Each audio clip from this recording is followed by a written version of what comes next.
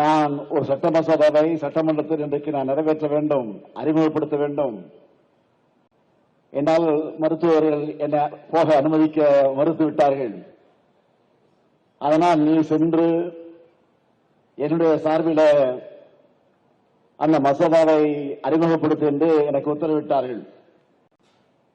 சட்டமன்றத்தில் தாக்கல் செய்யக்கூடிய வாய்ப்பு இந்த அடியேன் ஸ்டாலினுக்கு கிடைத்தது என்னை இன்றைக்கு நான் பெருமைப்படுகிறேன். ஒரு சமூகத்தையே முன்னேற்றத்திற்கான அந்த சமூக நீதி பாதையை கட்டமைக்கிறதுல என்னுடைய பங்கும் இருந்திருக்கிறது என்பதை என்னை இன்றைக்கும் மகிழ்ச்சி அடைகிறேன்.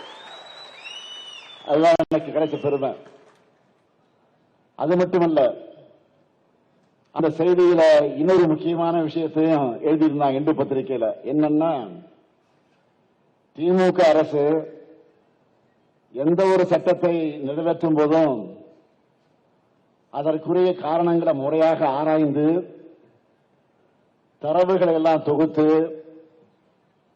ஓய்வு பெற்ற நீதிபதிகளை கொண்டு குழு அமைச்சு அவங்க பரிந்துரைகளை எல்லாம் பெற்று சாமானிய மக்களுக்கு உரிய வகையில் உரிய பயன்கள் உண்மையிலே அளித்து வந்தால் அதுதான் பயனளித்தக்கதாக அமையும் என்ற வகையிலே திமுக அரசினுடைய சட்டம் எப்பொழுதும் வெற்றியை பெற்று வருவதுதான் வரலாறு என்று பாராட்டியிருக்கிறாங்க. லட்சக்கணக்கான அருந்ததியின மக்கள் வாழ்க்கையில உழை ஏற்றதுனால இந்த பாராட்டுதான் திமுக என்கிற கொள்கை பேரியக்கத்திற்கான கிடைத்திருக்கக்கூடிய அடையாளம். எல்லாருக்கும் எல்லாம் என்கிற லட்சியத்தை, நம்முடைய லட்சியத்தை அடையணும். பிற்படுத்தப்பட்ட, தாழ்த்தப்பட்ட, ஒடுக்கப்பட்ட மக்களோட வாழ்க்கை தரத்தையும் சமூக நிலையையும் உயர்த்தணும்னு நம்ம திராவிட மாடல் அரசின் சார்பில் ஏராளமான திட்டங்களை செயல்படுத்திக் கொண்டிருக்கிறோம். அது அத்தனையும் இங்கே பட்டியலிட முடியாத நேரம் இல்லை. அடுத்த நிகழ்ச்சிகளுக்கு நாங்கள் சென்றாக வேண்டும். அதை பட்டியல் போட்டால் இன்னைக்கு முழுக்க போதாது.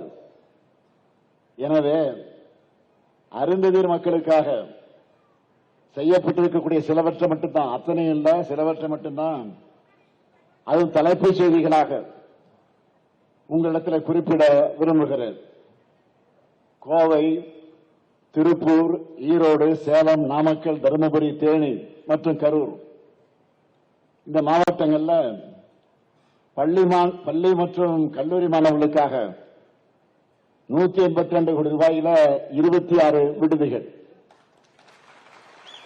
74 கோடி ரூபாயில 107 பள்ளி கட்டடங்கள், 20 கோடி ரூபாயில 26 சமுதாய கூடங்கள், 134 கோடி ரூபாயில 131 கிராம அறிவுசார் மையங்களை உருவாக்கி கொண்டிருக்கிறோம். அண்ணல் அம்பேத்கர் அயலக உயர்கல்வி திட்டத்தில் 29 மாணவர்களுக்கு 10 கோடியே 30 லட்சம் ரூபாய் உதவித்தொகையாக வழங்கியிருக்கிறோம்.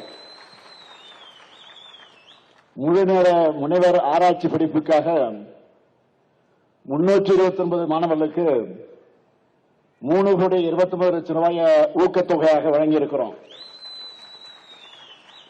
போஸ்ட் மெட்ரிக் கல்வி உதவி தொகையை 3,69,550 பேருக்கும், ஃப்ரீ மெட்ரிக் கல்வி உதவி தொகையை 5,42,396 மாணவர்களுக்கும் வழங்கியிருக்கிறோம்.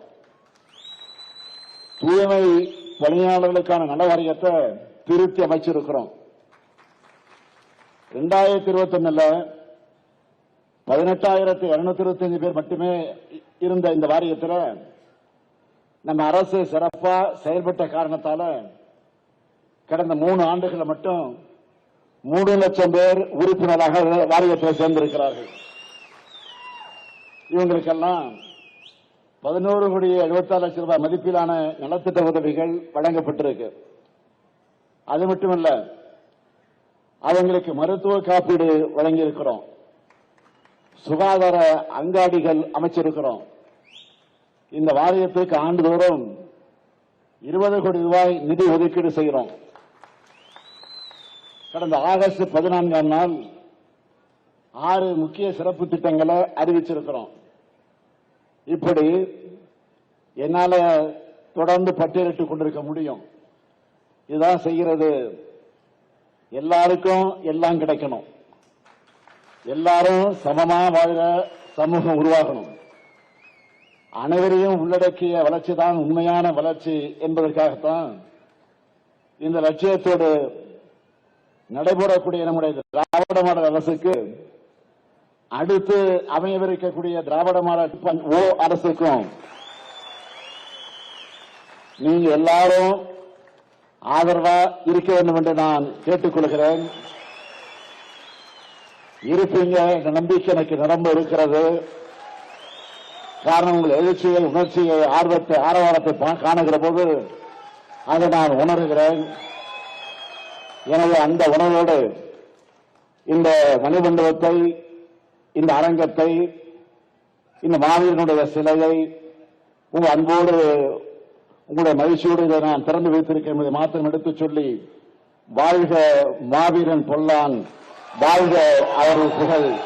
நன்றி, வணக்கம்.